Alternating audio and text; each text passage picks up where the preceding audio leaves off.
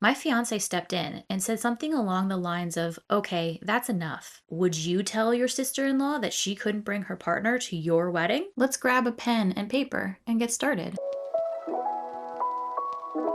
Hi, it's Kat Starling, and I like to make doodle videos paired with internet discussion and conversation. So let's unwind, listen along, and reflect on some human stories. AITA for not giving my fiance's sister a +1 to our wedding for her boyfriend of 1 month after she blocked my fiance. Oh boy, so this is gonna be juicy. OP is a 31-year-old female, her fiance is a 36-year-old male, and his sister is a 35-year-old female. My fiance and I are planning our wedding. We've been together for many years, and we recently sent out our invitations. We decided to follow a general rule of +1s. Guests only get a +1 if they are married, engaged, living together, or in a more established relationship. We are not giving casual/new partners automatic invites, mostly because of numbers, cost, and trying to keep things consistent. My fiance's sister has a very tenuous relationship with him/us. From our perspective, she struggles to have calm and constructive conversations. From her perspective, she feels like we don't understand her and that she is always being attacked. The last time my fiance and his sister were together, things ended badly. She was shouting at her young child for what felt like a long time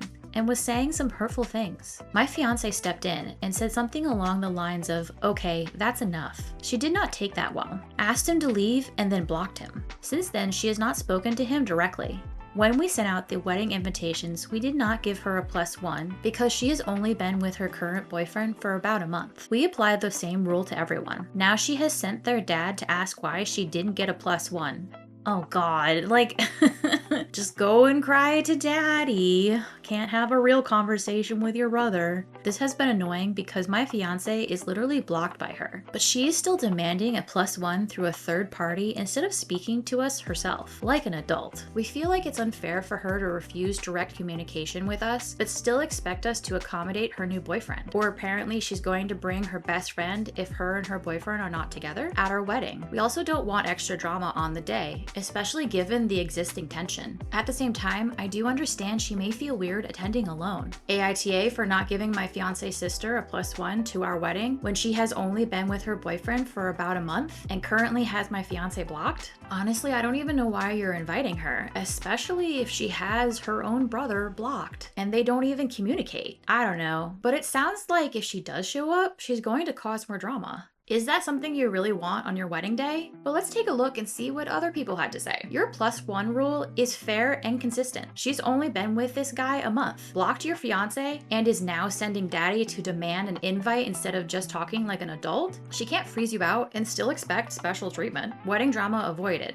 Stand your ground. OP responded, "This is how we feel. To send someone else to ask is just ridiculous to us. It feels entitled." NTA, it's not even like she will be alone. It's a family event, so she will know a good chunk of the people there. OP responded, "True, actually I'm going to use that / point that out. She has her whole immediate family as well as aunts and uncles. Why is she even coming at all? She has your brother blocked. She decided to go no contact. So respect that and don't have her at the wedding." NTA, your rule is perfectly reasonable, and one I wish my cousin had at her wedding. It would have stopped my idiot boyfriend of the time from getting ideas. OP responded, "We are very close to just not inviting her at all, but she is the golden child and he doesn't want to cause waves with his parents. It is all political, and we are beyond frustrated." NTA, but why is she even invited? She blocked your fiance, so in my opinion, that means she doesn't want anything to do with them, so why invite her? OP responded,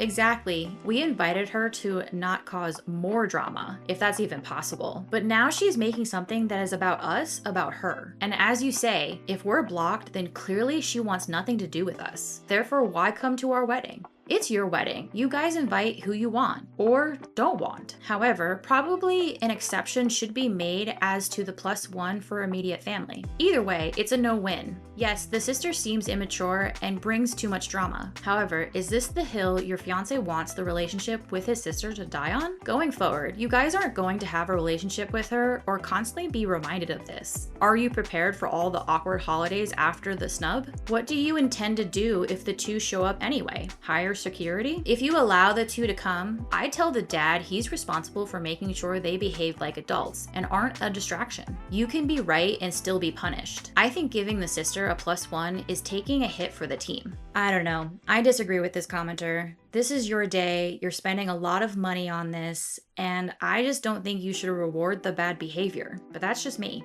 OP responded, "That's exactly what we are struggling with. At the same time, what relationship is being salvaged if everyone has to tiptoe around her to keep the peace?" Exactly. Their dad has basically said, we should figure out what triggers everyone and just avoid the topics so we can have a relationship. But it's difficult when the trigger is often us not agreeing with her behavior or her views. Sexuality / politics / religion, all the big moral questions. While I understand the "is this the hill to die on" point, it also feels like the relationship only works if everyone bends around her. And we're not sure that's something we want to carry into our wedding day.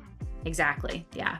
Definitely agree. OP had another standalone comment here. I might be the a-hole because she is immediate family, and maybe the rule doesn't fully apply. I know weddings can be sensitive, and this may make an already tense family relationship worse. Yeah, I'm sorry. I really don't like the idea of because she's family, she gets some type of special treatment. If she's being really crappy to you guys, that's it. She doesn't get to go to your wedding. Yeah, but I'm your sister. We're family. And like that previous commenter said, if she has you blocked, then she's the one who's gone no contact. So maybe respect that. But no, I don't think your ruling about the +1 is an unreasonable rule. So yeah, I might consider inviting her if she were to unblock her brother, but it's on her to mend some fences. But we don't have to wonder very long because we have an update. Well, I don't think the +1 is an issue. Since my original post, there hadn't been any contact between my fiance and his sister. Then today, she reached out to him about an unrelated matter. He responded politely, but the conversation quickly deteriorated, turned into more accusations about the past events, with both of them clearly seeing things very differently. I have had the same experience with her. There is reality, and then there's her reality. Spoiler alert, it's not the same thing. The reason I'm bringing this up is in her messages, in the past as well as today, she speaks of different realities. It makes it very difficult to speak to her. Eventually, my fiance said that given where things stand, it would probably be better if they just left each other alone. At the end of the conversation, he said that while they were speaking, she didn't need to worry about the wedding anymore because it would just be awkward for everyone involved. She responded, "I wasn't."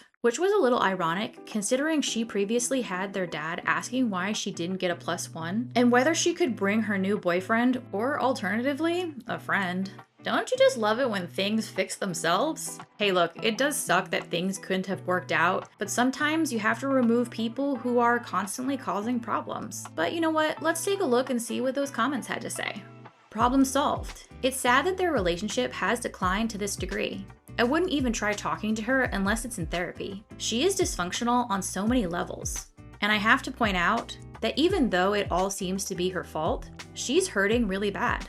So I hope the people in the family, who she still seems to trust enough, should encourage her to go to therapy. OP responded, "It is very sad, but it is for the best, at least for now. Maybe they can work on it in the future. I wish she would go to therapy. She has been through a lot, but it is a case of hurt people hurt people. Additionally, the family she can lean on is their mom, who is as dysfunctional as her, and her dad doesn't believe in mental health. So I don't know what the future holds. Glad your sister-in-law issue dealt with itself. I hope the child has an out. It is very sad if they are left with that delusional person." NTA, still. OP responded, "He's only 6, with a very absent father. We feel very sorry for him." I saw one comment say that, quote, "she is the golden child." If so, how will this bode with the parents and other family? I'm asking because you guys need to prepare in case some back out, or make this day a guilt trip, especially the parents. In that case, it might be a tough day for your fiance. That's gonna come with a lot of mental gymnastics because if only you guys are seeing the true reality, while everyone else sees more so her reality, then you guys become the aggressors or liars, especially you as the newcomer of the family. OP responded, "So their dad acts like he's impartial,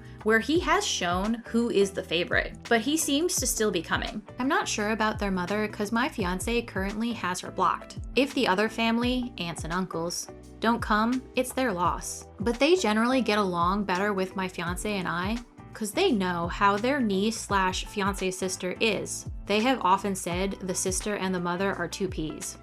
Yeah, and honestly, you're just gonna have a better time being surrounded with people that you actually enjoy being around.